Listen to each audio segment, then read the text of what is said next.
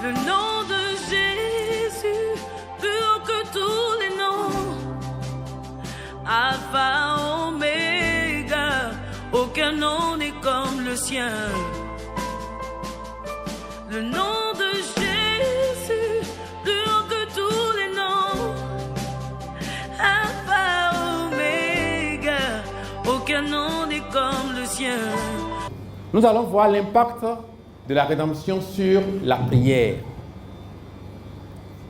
Et avant d'évoluer, je vais vous demander de suivre un élément vidéo après lequel nous allons recevoir quelques deux interventions et continuer notre présentation.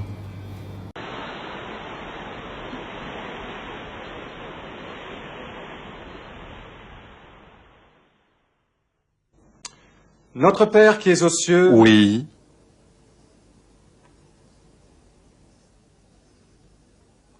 Qu'est-ce que c'est? Tu m'as appelé? Ah non. Non, je t'ai pas appelé, je prie. Notre Père qui es aux cieux... Là, tu l'as encore fait. Mais qu'est-ce que j'ai fait? Tu m'as appelé? Tu as dit, Notre Père, me voici. À quoi penses-tu? Oh, rien. Rien du tout. Je prie. Je fais rien de mal, non? Non, au contraire. Continue ta prière. Que ton nom soit sanctifié. Que veux-tu dire par là? Eh bien, je veux dire que... Je ne sais pas, moi, ce que je veux dire. Ça fait juste partie de la prière, c'est tout. Mon nom est différent des autres noms. Mon nom est Je suis. Cela ne te dit rien? Si. J'y avais jamais vraiment pensé avant, mais...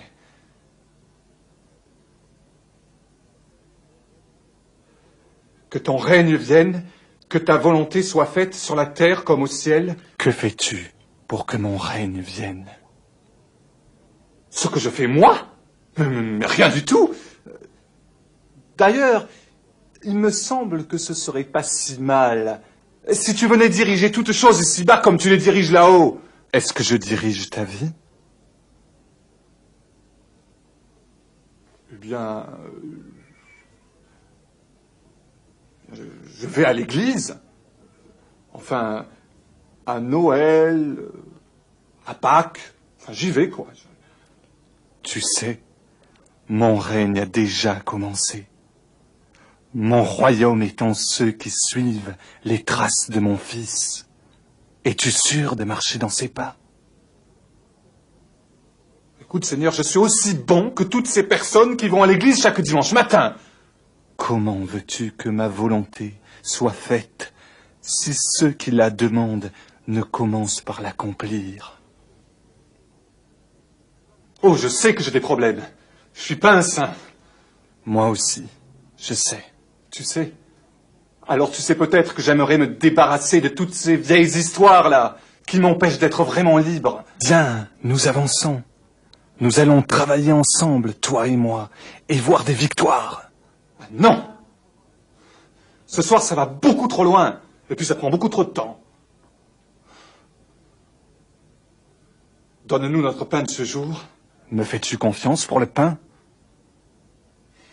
Oui. Prier est un acte dangereux. Tu pourrais finir par être changé, tu sais. Mais tu n'as pas fini avec ta prière. Continue. Eh bien, continue. Je peux pas. Tu as peur? Je sais ce que tu vas me dire. Et c'est donc. Tu verras.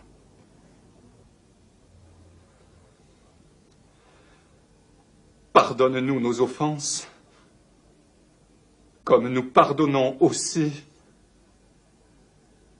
à ceux qui nous ont offensés. Tu penses à Brigitte. Voilà. Je savais que tu allais me parler de Brigitte. Mais Seigneur, elle m'a fait beaucoup trop de mal, tu comprends? Et moi, j'ai juré de me venger. Et ta prière? Ça, c'est une question d'habitude, c'est tout. Eh bien, tu es franc au moins. Mais ce n'est pas facile de porter la haine en soi, n'est-ce pas? Non. Non, ce n'est pas facile. Mais je vais te dire, une fois que je me serai vengé, moi j'irai beaucoup mieux. Ça n'ira pas mieux. Au contraire. Tu es déjà tellement triste. Mais moi, je peux changer tout ça. Toi, tu peux.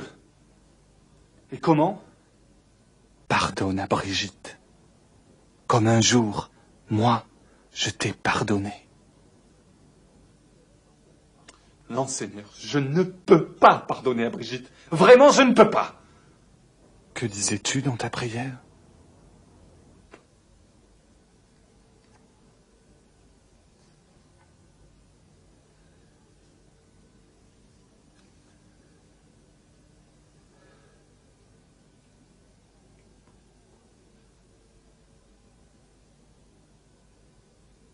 Je vais essayer de pardonner à Brigitte. Tu pourrais peut-être essayer d'aller lui parler, à elle aussi. Je ne sais pas si elle te prie chaque matin. Ce n'est pas ce qui m'arrête. Finis ta prière.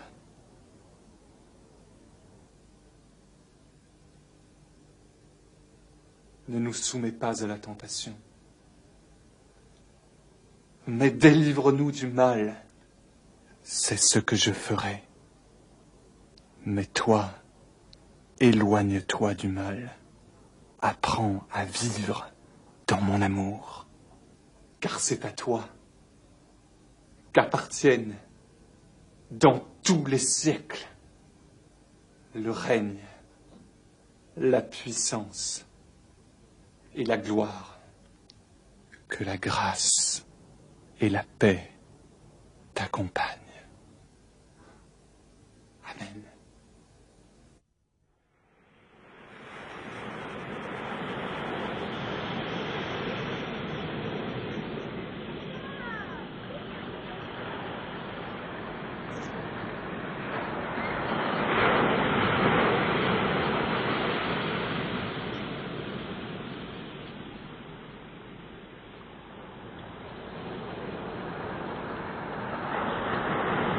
Qu'est-ce que vous avez retenu?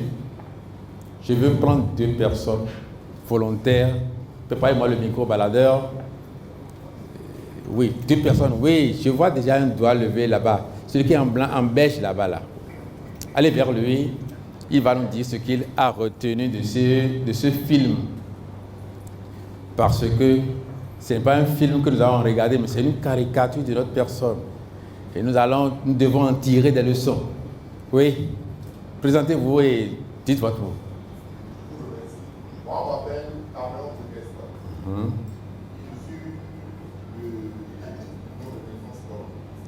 Ok, merci pour la présentation.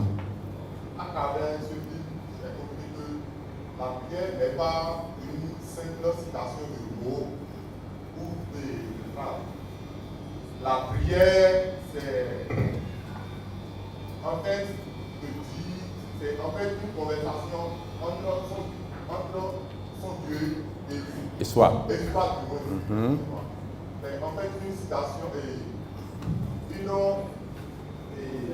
une expression de ce que l'on ressent directement et de demander à Dieu ce que l'on veut. Merci beaucoup, Monsieur Tamayon. Et non, j'aurais voulu avoir une femme, une dame, oui, voilà.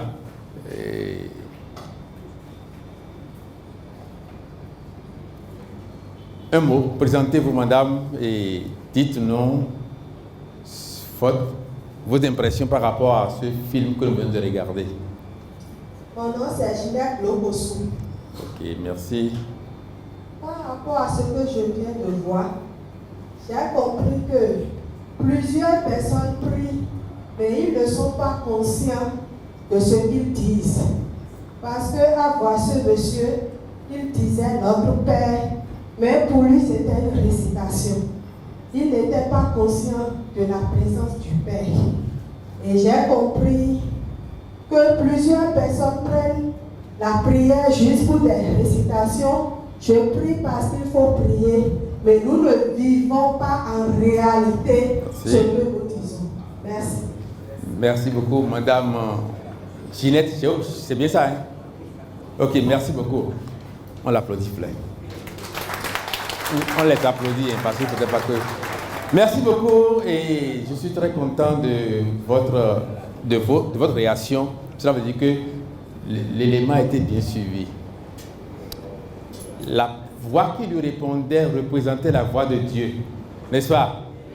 Et à un moment donné, Dieu dit, prier est un acte dangereux. Est-ce que tout le monde a entendu? Prier est un acte dangereux. Ce n'est pas un exercice, ce n'est pas une habitude, ce n'est pas une affaire d'heure, ce n'est pas une affaire de moment, non. C'est pour cela que nous ne sommes pas capables de prier. Nous, on ne sait pas. J'ai vu un autre film, un petit film de 3 minutes dans lequel il y a une vieille dame qui était assise quelque part. Elle avait des difficultés pour se déplacer, mais non loin de lui, il y a un jeune homme qui mangeait son pain. À un moment donné, un objet est tombé de la main de la dame et a roulé sur environ 2 à 3 mètres. Et la vieille a fait signe au petit garçon, au jeune homme, dans les 18-20 ans, de lui prendre la chose. Et le jeune homme l'a regardé avec dédain et a continué à manger paisiblement son pain. Alors la vieille s'est levée pour se déplacer avec difficulté quand même sur les 3 mètres afin de pouvoir ramasser son objet. Et à l'instant là, le mur qui est à côté s'est écroulé là où elle était assise. Vous m'avez bien suivi? Ah, d'accord. Mais ce sont ces personnes que tous les jours nous maudissons. Nos patrons, que le sang de Jésus les brûle. Notre propriétaire, il n'aura jamais la paix. Qui encore? Est-ce que vous voyez ce que c'est que prier est un acte dangereux? Notre créancier, que Dieu le maudisse. C'est ça.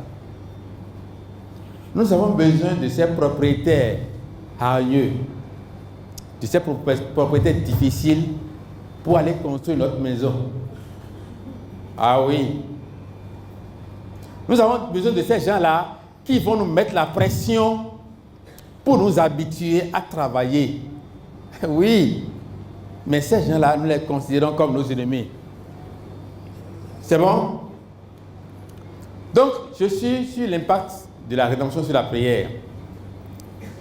Romains chapitre 8, verset 15 à 16 nous dit: et vous n'avez point reçu un esprit de servitude. Donc, après notre rédemption, on n'a pas reçu un esprit d'esclavage pour être encore dans la crainte, mais vous avez reçu un esprit d'adoption. Je vois des chrétiens, quand ils sont en train de se déplacer et ils voient une idole, ils ne pensent pas crier « sang de Jésus, feu de l'Esprit Saint », c'est la peur. Non, à partir d'aujourd'hui, ne dites plus ça. Si tu ne vois pas quelque chose là, tu ne peux pas crier. Pourquoi tu n'as pas dit ça sur la moto qui est là-bas? C'est parce que tu as eu peur que tu as commencé par maudire cette motte de terre que quelqu'un a mis là et a versé de l'huile et du sang là-dessus. Il n'y a rien. Si tu sais qu'il n'y avait rien normalement, tu n'allais pas commencer par crier pour dire feu de l'Esprit Saint sur la chose. Nous avons reçu un esprit qui nous empêche d'avoir cette crainte-là en nous. Mais vous avez reçu un esprit d'adoption par lequel nous crions Abba, Père. L'Esprit lui-même rend témoignage à notre esprit que nous sommes enfants de Dieu. Donc c'est l'Esprit de Dieu qui est en nous après notre rédemption, qui nous permet de dire nous sommes enfants de Dieu. Il y a quelque chose qu'on ne peut pas faire. On ne peut pas se mentir à soi-même.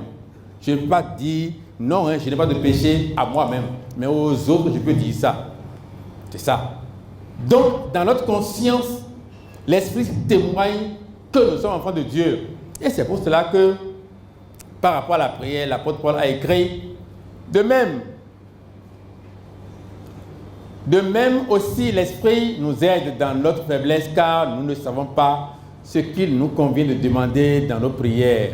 Mais l'Esprit lui-même intercède par des soupirs inexprimables, et celui qui sonde les cœurs connaît quelle est la pensée de l'Esprit, parce que c'est selon Dieu qu'il intercède en faveur de qui?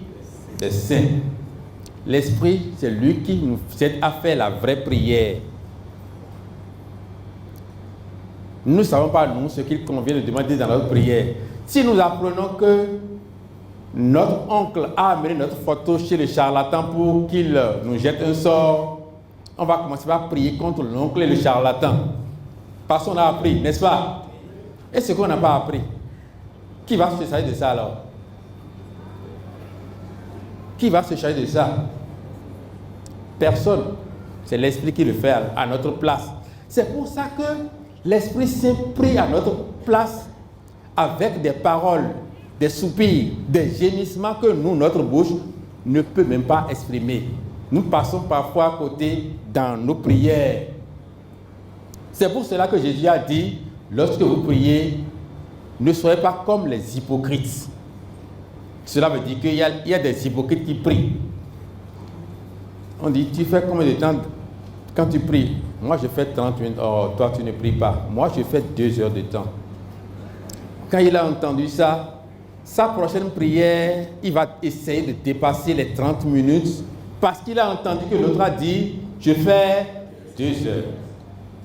Il va fermer les yeux, il va prier pendant un temps. Et quand il va ouvrir les yeux, la première des choses à faire, c'est de regarder l'heure pour voir combien de temps il a fait. Quelle est cette prière-là? Ne priez pas comme les hypocrites qui aiment à prier debout dans les synagogues et au coin des rues pour être vus par des hommes. Je vous le dis en vérité, ils reçoivent leur récompense. Mais quand tu pries, entre dans ta chambre, ferme ta porte et prie ton Père qui est là dans le lieu secret, et ton Père qui voit dans le secret te le rendra. Donc, chacun de nous a une chambre. Même l'enfant placé qui est dans notre maison, il a une chambre. C'est son cœur. Et quand il veut parler à Dieu, c'est dans son cœur qu'il parle et Dieu entend. Lui qui est dans le secret pour exaucer sa prière. Cela fait 6 ans, bientôt 7 ans que j'allais à Cotonou et j'ai fait tonneau avec mon véhicule, toute la famille à bord, sauf une personne. Lorsque j'ai perdu le contrôle du véhicule, c'était à Papané, j'ai dit Seigneur Jésus. Et quand je l'ai dit, j'ai entendu mon épouse répéter également. Le véhicule a fait tonneau, il s'est retrouvé les 4 pneus en l'air. Sur le dos, le véhicule glissait. Le moteur était retourné vers Parakou, j'allais à Cotonou. Jusqu'à aller cogner une botte de terre. Les vitres sont brisées et c'est par là qu'on est sorti. Mais personne n'a eu d'égratignure. Personne. Pratiquement tous ceux qui étaient dans le véhicule sont dans la salle maintenant. Avec bientôt 7 ans de plus. Alors, lorsque nous voulons prier, c'est l'Esprit de Dieu qui nous inspire. Je suis sorti de chez moi et j'ai constaté que j'ai oublié j'ai oublié de fermer ma porte correctement. Est-ce que j'ai fermé ma porte? Ah, Seigneur, tu es capable de surveiller la maison jusqu'à ce que je revienne. Cette prière-là est terminée. Tu es en train de rouler ta moto et tu entends un bruit de freinage dans ton dos. Peut-être un véhicule qui vient vers toi. Tu dis, Seigneur, tu n'as plus rien dit en plus. Mais il sait ce que tu as demandé parce que tu as entendu un crissement de pneus derrière toi. Il sait ce que tu demandais. Mais si nous prions à des heures, si nous prions parce que nous avons des textes de psaumes écrits, nous avons des passages écrits par certains hommes de Dieu, Padre Pio, Saint Charlemagne, et nous les utilisons comme contre-accident, nous faisons des prières hypocrites. C'est pour cela que La suite du passage dit, en priant, ne multipliez pas de vaines paroles, comme les païens qui s'imaginent qu'à force de paroles, ils seront exaucés. Ne leur ressemblez pas, car votre Père sait de quoi vous avez besoin avant que vous le lui demandiez. Donc, il y a des prières qui sont des paroles vaines. Et on nous demande de ne pas faire comme ces gens-là. Nous avons besoin de quelque chose. Notre Dieu est en nous. Il peut nous amener à demander ce qui nous convient. Dans nos prières, donc, Dieu ne nous donne pas Dieu ne nous donne que ce que nous méritons. Par notre foi, nous obtenons ce qui correspond à notre relation avec Dieu. C'est pourquoi il faut d'abord passer par la rédemption. Notre position, les horaires, les objets dits de piété ne forcent pas la main à Dieu afin qu'il nous donne autre chose que ce qu'il doit nous donner. C'est pour cela que la Bible nous dit dans Galates 6, versets 7 à 8, ne vous y trompez pas, on ne se moque pas de Dieu. Ce qu'un homme aura semé, il le moissonnera aussi. Celui qui sème pour sa chair moissonnera de la chair la corruption. J'ajoute la maladie, les souffrances. Quoi encore? Beaucoup d'autres choses. Mais celui qui sème pour l'esprit moissonnera de l'esprit la vie éternelle.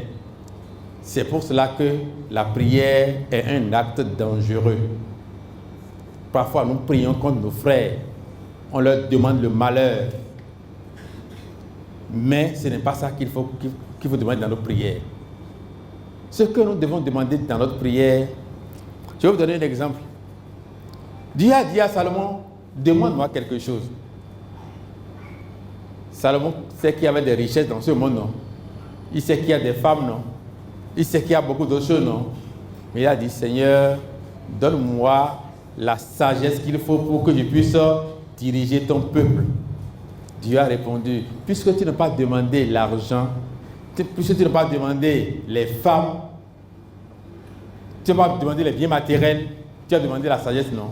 Je vais t'en donner.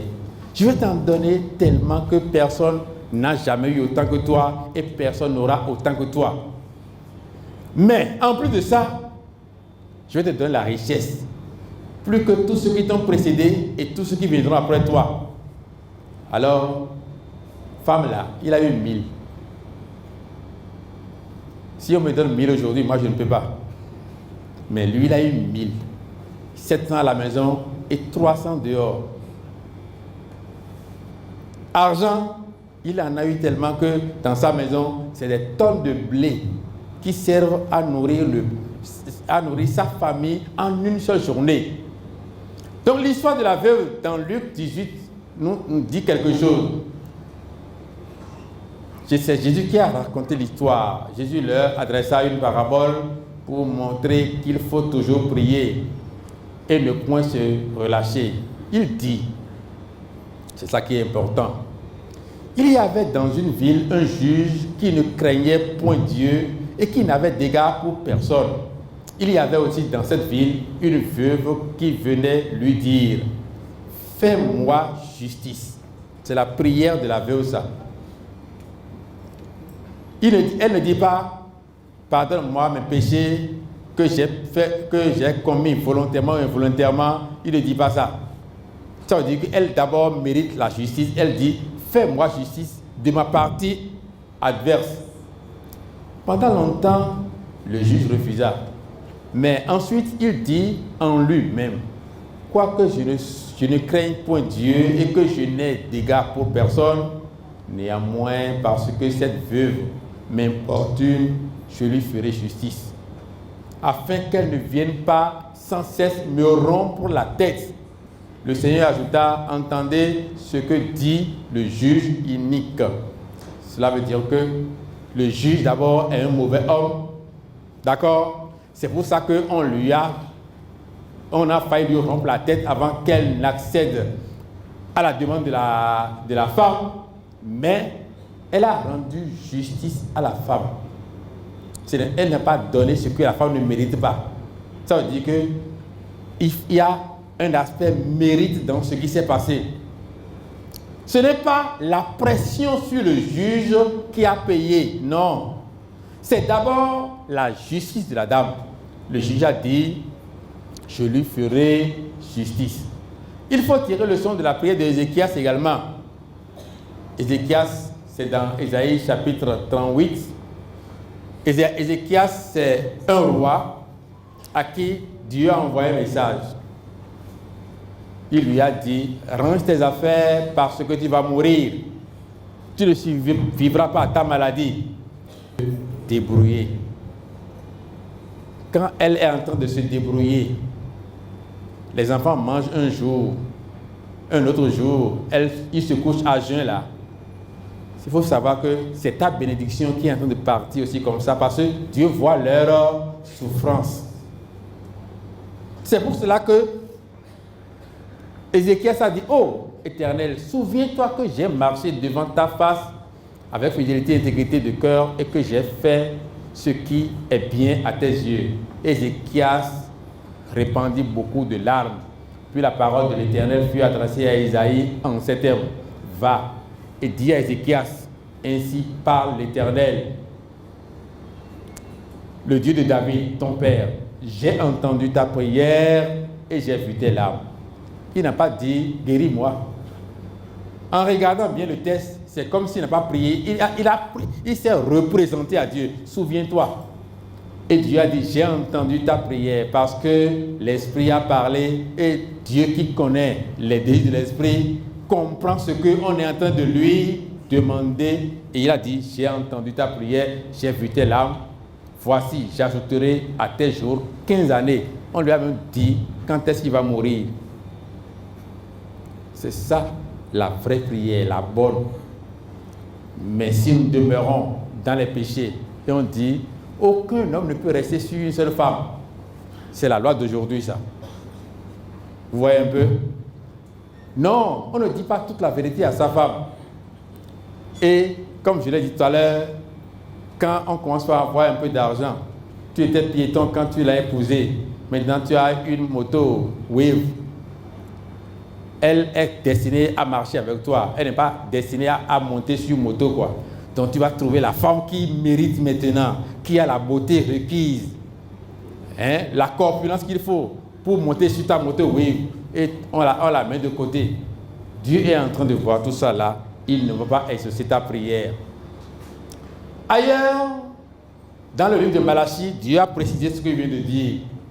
Et voici encore ce que vous faites. Malachie 2, versets 13 à 14.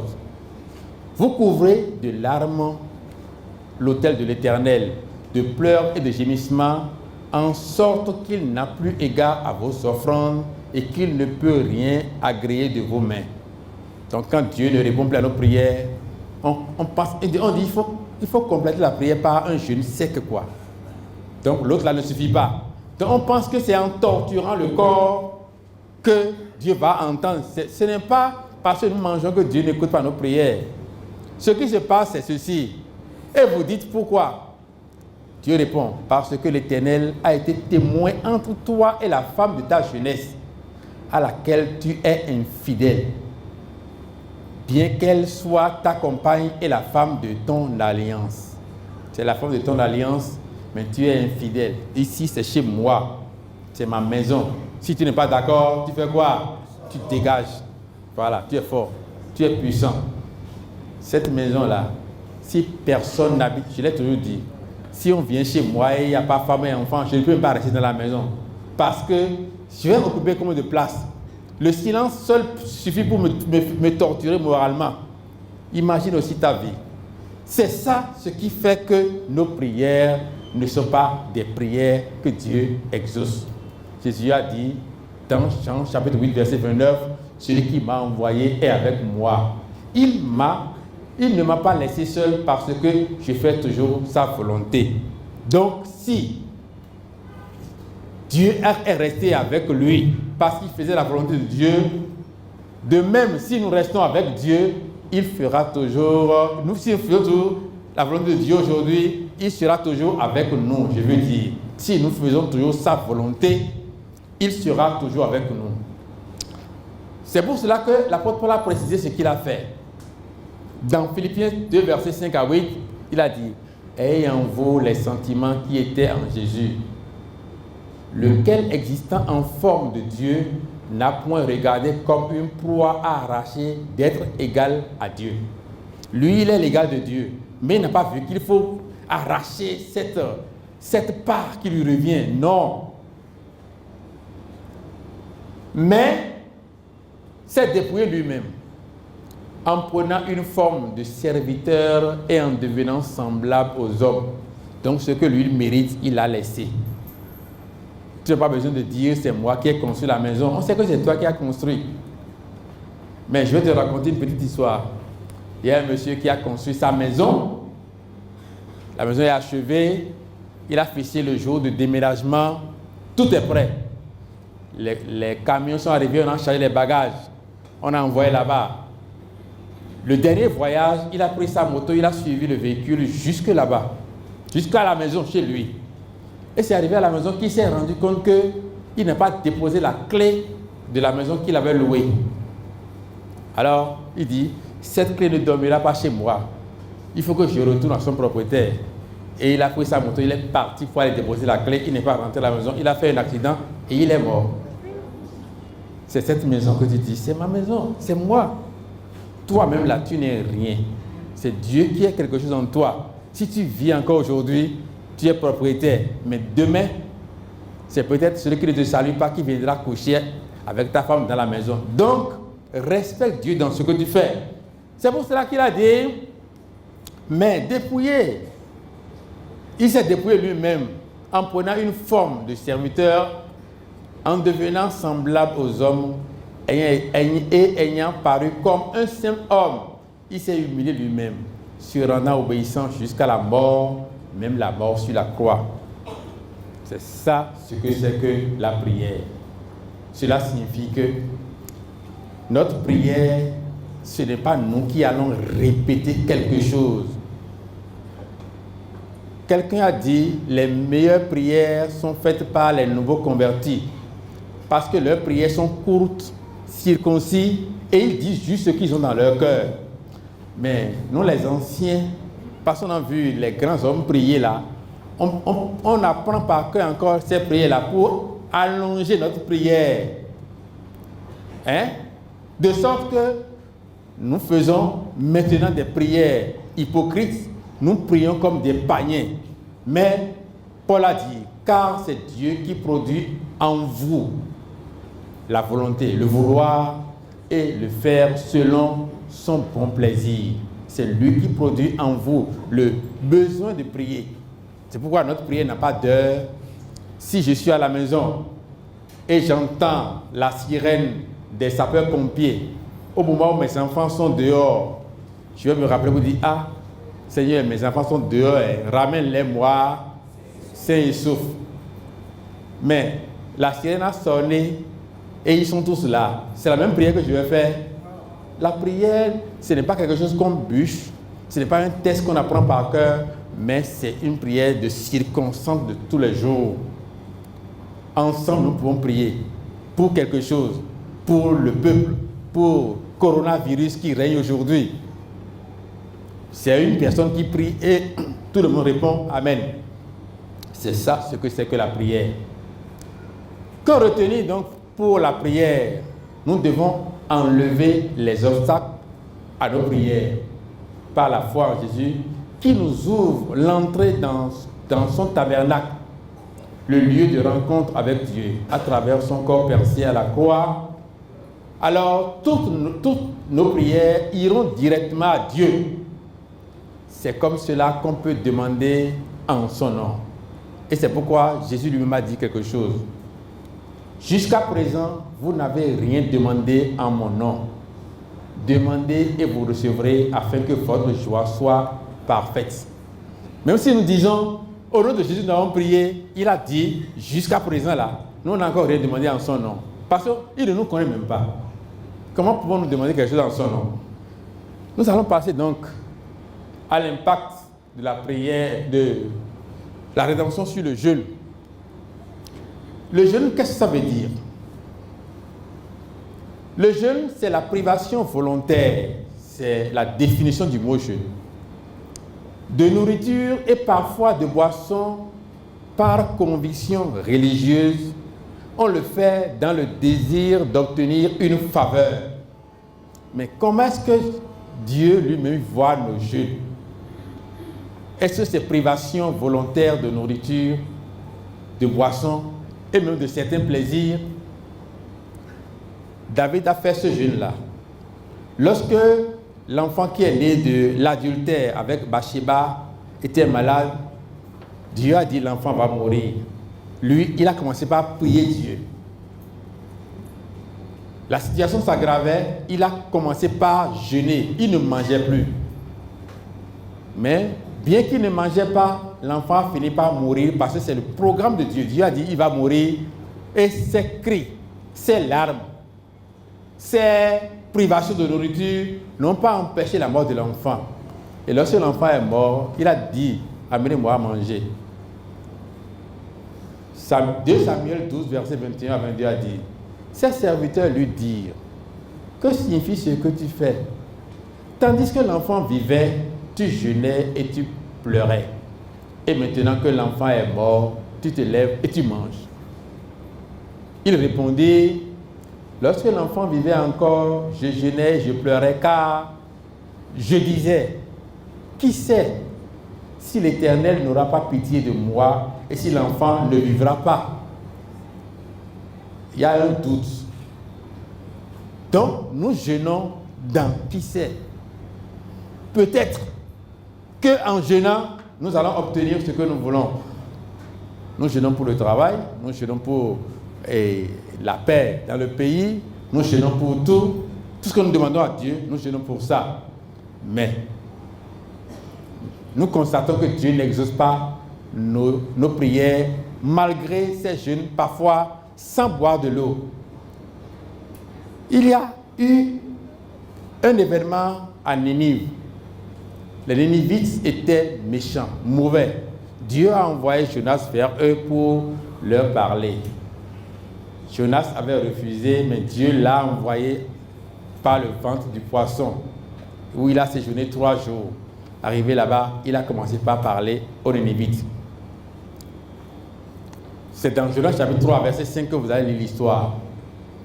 Mais, quand ils ont entendu la prédication de Jonas, ils ont prié, ils ont jeûné et Dieu leur a pardonné. La question est de savoir pourquoi est-ce qu'ils ont reçu le pardon de Dieu. Est-ce parce qu'ils ont refusé de manger? Jésus est venu répondre à cette préoccupation. Les hommes de Ninive se lèveront au jour du jugement, car avec cette génération, et le condamneront, parce qu'ils se repentirent à la prédication de Jonas.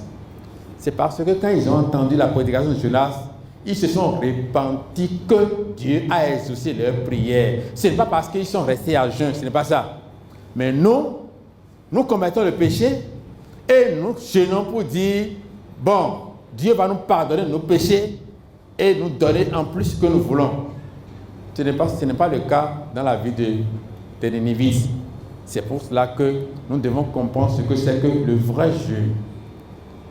Dieu l'a dit dans le livre d'Ésaïe, chapitre 58. On va commencer à partir du verset 1 à 6 d'abord, où il a dit ceci. Crie à plein gosier, ne te retiens pas. Élève ta voix comme une trompette et annonce à mon peuple ses iniquités, à la maison de Jacob ses péchés. Tous les jours, ils me cherchent. Ils veulent connaître mes voies comme une nation qui aurait pratiqué la justice et n'aurait pas abandonné la loi de son Dieu. Je relis cette partie-là. Tous les jours, ils me cherchent. Ils veulent connaître mes voies comme une nation qui aurait pratiqué la justice et n'aurait pas abandonné la loi de son Dieu. C'est ce que le gros lot nous faisons aujourd'hui. Tous les jours, on porte des habits déchirés, on n'avale même pas la salive,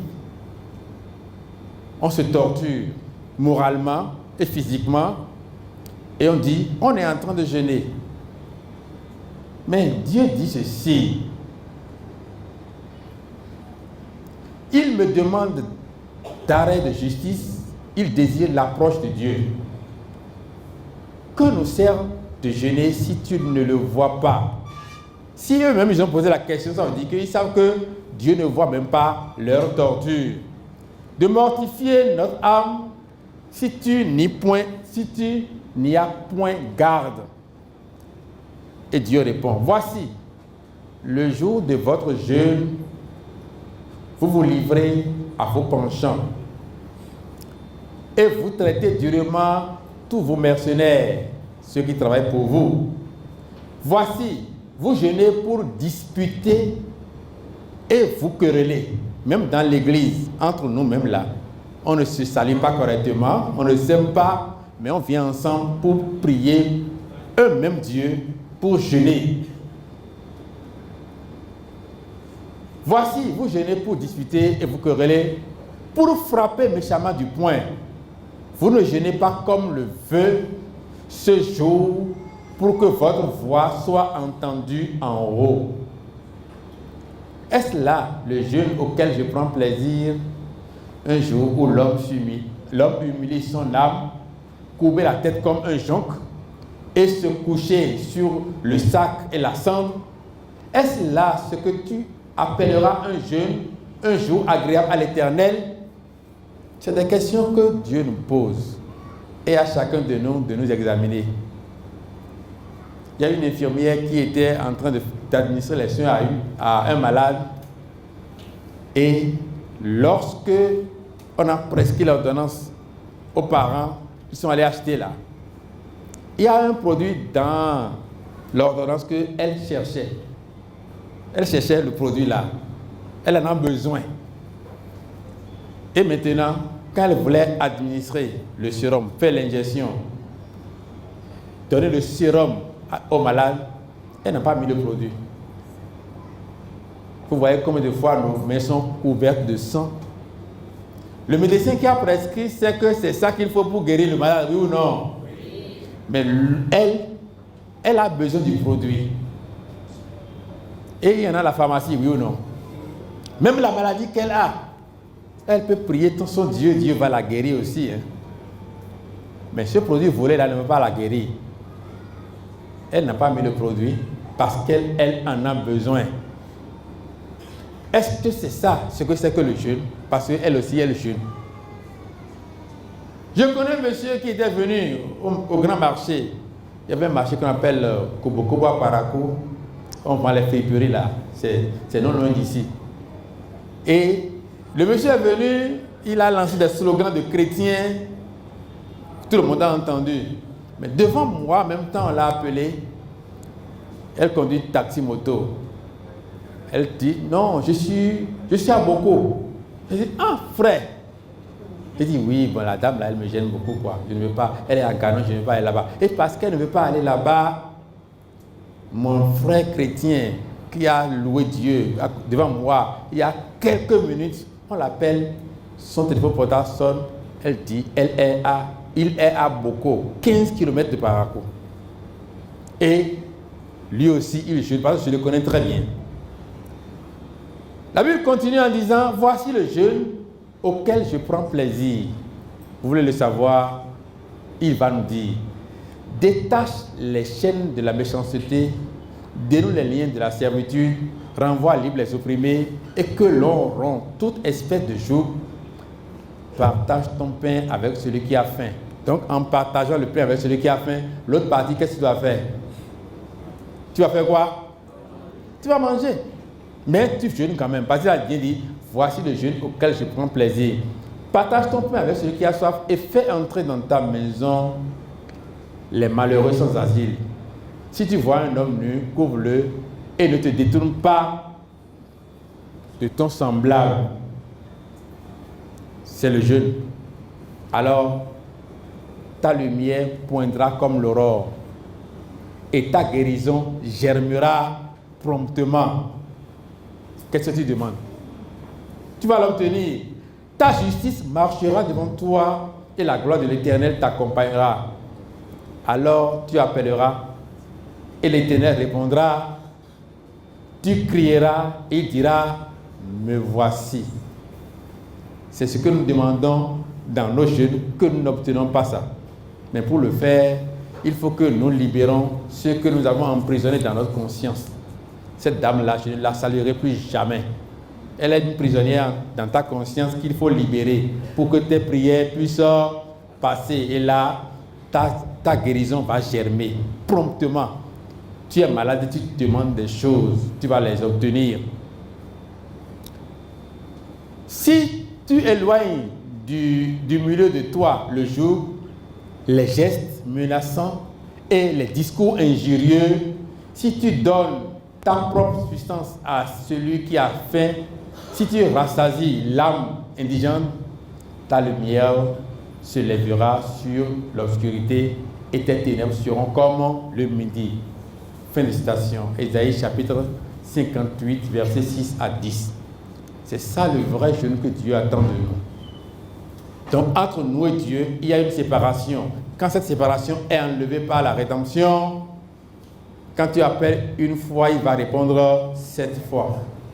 Il est encore capable aujourd'hui.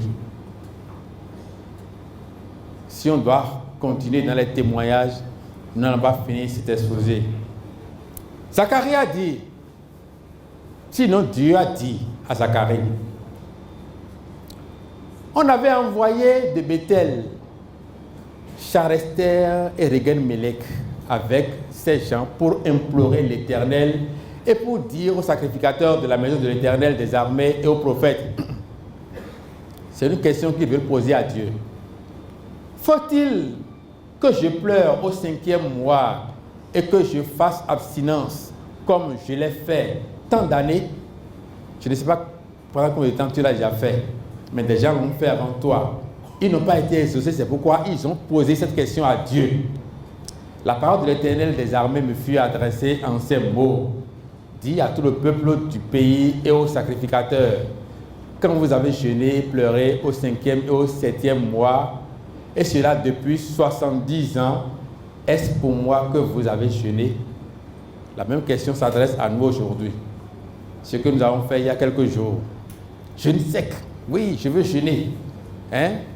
Notre église est en train de... Le diable est en train de nous tenter là. Et priez pour moi. Hein? Voilà. C'est ton deuxième bureau qu'il faut d'abord laisser. Oui. C'est ce que tu as refusé de pardonner à ton épouse là qu'il faut abandonner. Comme tout à l'heure, le film l'a montré. Il priait et on a dit continue. Il dit non. Il s'est arrêté. Mais il a fini par dire pardonne-nous nos offenses comme nous pardonnons à ceux qui nous ont offensés. Et la parole lui dit, et Brigitte, il dit non, je sais que tu vas dire ça. Mais elle m'a trop offensé. Je ne peux pas la pardonner. C'est ça. C'est en pardonnant que nos jeûnes vont aboutir. C'est ça. Il a dit, la parole de l'Éternel des armées me fut adressée en ces termes.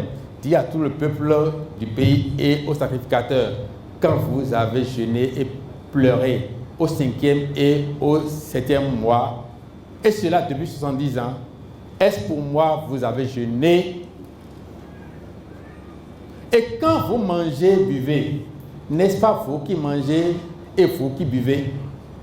Tu fais ton jeûne, tu dis que c'est à 10 heures que tu vas rompre, tu vois la vendeuse de bouillie, tu achètes, tu déposes. Gâteau, tu déposes. Orange, banane. Hein? Et tu regardes l'heure, parce que tu as dit c'est à 18 heures. Tu attends qu'il faut manger. Quand tu vas finir par manger, il dit, et quand vous mangez, buvez. N'est-ce pas vous qui mangez, buvez? Ce n'est pas Dieu qui va manger les bananes là. Hein? C'est toi-même. Et il ne te regarde même pas. Ce qui t'empêche de parler à Dieu, c'est le péché. Et nous disons tous les jours, non, nous sommes dans la chair, on ne peut pas laisser le péché. Donc, c'est comme si nous disons, on ne peut pas prier, c'est comme si nous disons, on ne peut pas jeûner. Mais nous disons ça et nous jeûnons. Quand tu manges et tu bois, c'est toi qui manges et c'est toi qui bois. Ne connaissez-vous pas les paroles qu'a prononcées l'Éternel par les premiers prophètes? lorsque Jérusalem était habitée tranquille avec ses villes et alentours, et que le midi et la plaine étaient habités, la parole de l'Éternel fut adressée à Zacharie en ces mots. Ainsi parlait l'Éternel des armées, rendez véritablement la justice. C'est ça la condition pour le jeûne. Et ayez l'un pour l'autre de la bonté et de la miséricorde. N'opprimez pas la veuve et l'orphelin, l'étranger et le pauvre. Et ne méditez pas l'un contre l'autre le mal dans vos cœurs. Mais c'est ce que nous faisons. Zacharie chapitre 7, verset 2 à 10. Alors, qu'est-ce que nous allons dire en conclusion de cette présentation? Je suis en train d'arriver à la fin. Par la mort de Jésus sur la croix, nous sommes réconciliés avec Dieu. La Bible nous dit, ainsi donc, frères, puisque nous avons, au moyen du sang de Jésus, une libre entrée dans le sanctuaire par la route nouvelle et vivante qu'il a inaugurée pour nous au travers du voile, c'est-à-dire sa chair. Nous avons aujourd'hui une ouverture, si nous voulons nous approcher de Dieu. Mais cette ouverture, c'est à travers le côté qu'on a percé à Jésus. Ce côté-là, c'est ça. C'est pourquoi on a précisé, c'est à travers sa chair. C'est-à-dire sa chair. Nous allons croire qu'on l'a percé pour nous et du sang et de l'eau ont été versés. Le sang nous a réconciliés avec Dieu et nous a pardonné nos péchés et l'eau nous a baptisés. L'Esprit Saint va commencer par habiter en nous. Il sera le guide de notre adoration. Nous allons jeûner en esprit, nous allons prier par l'esprit, nous avons été circoncis par lui, nous avons été délivrés par lui également. Et ceux qui ne croient pas en cela, ils sont délivrés par le pasteur qui a quitté le Congo aujourd'hui. Le pasteur qui va quitter Libéria viendra. Quand on va dire délivrance, ces mêmes personnes qui sont délivrées vont encore se mettre à genoux pour dire « délivrez-moi ». Parce qu'ils n'ont jamais été délivrés. Aujourd'hui, c'est votre jour de délivrance. Il n'y a pas autre mystère derrière. Il n'y a rien à faire encore. C'est pour cela que nous devons comprendre ce que c'est que la rédemption. Nous devons comprendre ce que c'est que la prière, ce que c'est que le jeûne, l'impact de ces choses-là sur notre vie de tous les jours. Je vous remercie pour votre attention. Le nom de Jésus, plus haut que tous les noms. Alpha, Oméga, aucun nom n'est comme le sien. Le nom de Jésus, plus haut que tous les noms. Alpha, Oméga, aucun nom n'est comme le sien.